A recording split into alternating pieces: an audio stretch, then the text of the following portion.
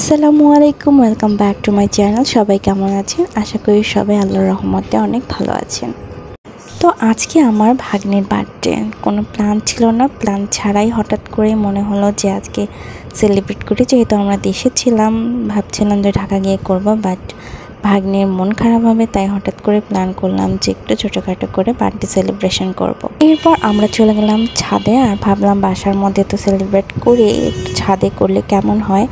আর ছাদে এসে দেখলাম যে গাছে একটি সুন্দর জবা ফুল ফুটেছে। এটা দেখতে এত সুন্দর লাগছিল, অনেক ভালো লাগছিল এটা দেখতে। তো আমরা আবার লেগে পড়লাম ডেকোরেশনের কাজে।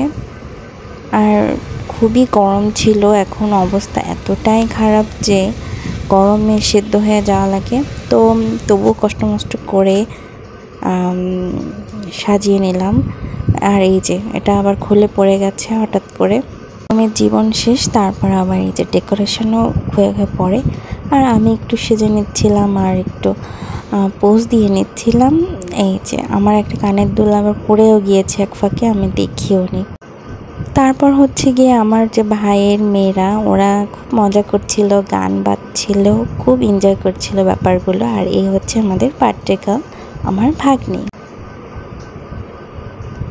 আর এই হচ্ছে গিয়ে রাতের ভিউ, দেখতে এত সুন্দর লাগছিল, অনেক ভালো লাগছিল।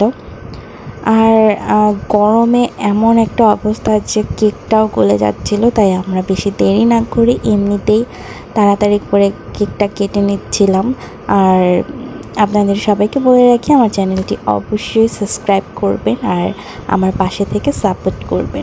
তো এই হলো আজকের বার্থডে ব্লগটি। বেশি বড় করলাম না, যেহেতু গরম ছিল তাই বেশিক্ষণ ছাদে স্টে করা সম্ভব হয়নি। তো সবাই ভালো থাকবেন, সুস্থ থাকবেন, আর আমাদের জন্য দোয়া করবেন, দেশবাসীর জন্য দোয়া করবেন, সবাই যেন সুস্থ থাকে, আল্লাহ সবাইকে রহমত দিক। তো আজ এ পর্যন্তই, আল্লাহ হাফেজ।